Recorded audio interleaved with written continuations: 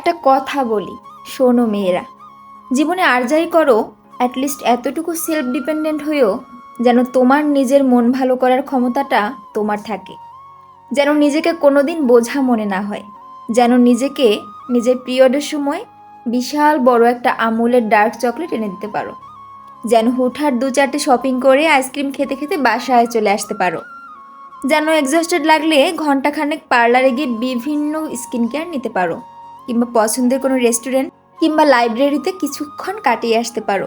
নিজের স্পেশাল দিন, জন্মদিনে কে উইশ করলো না করলো এসব না ভেবে নতুন একটা পোশাক পরে একটু গুছিয়ে কোথাও ঘুরে আসতে পারো। এসবের জন্যে যেন কারো আশায় বসে থাকতে না হয়, যেন মন খারাপের সময় কেউ কেন মন ভালো করার চেষ্টা করছে না এটা নিয়ে পড়ে না থেকে নিজেই একটা ইন্টারেস্টিং কিছু করে ফেলতে পারো। পছন্দের মুভি অথবা ড্রামা দেখো, নিজের শখের গার্ডেন করো, একুরিয়াম টেরারিয়াম বানাও, পেট অ্যানিমেল রাখো, কিছু আঁকো, কিছু লেখো, অথবা একটু গিটারই না হয় বাজাও। মেয়ে, তুমি রাতের আকাশ দেখো, ভোরবেলা 1 কাপ গ্রিন টি হাতে সানরাইজ দেখো, একটা লম্বা শাওয়ার নাও, কনফিডেন্স বাড়বে। সেলফ কেয়ার ম্যাটার করে গার্লস, নয়তো আজীবন আমার ফ্যামিলি আমারে বুঝে না, বয়ফ্রেন্ড কেয়ারলেস, হাজব্যান্ড আমার ফিলিংস বুঝে নাওয়ালা দুঃখ বিলাস চলতেই থাকবে।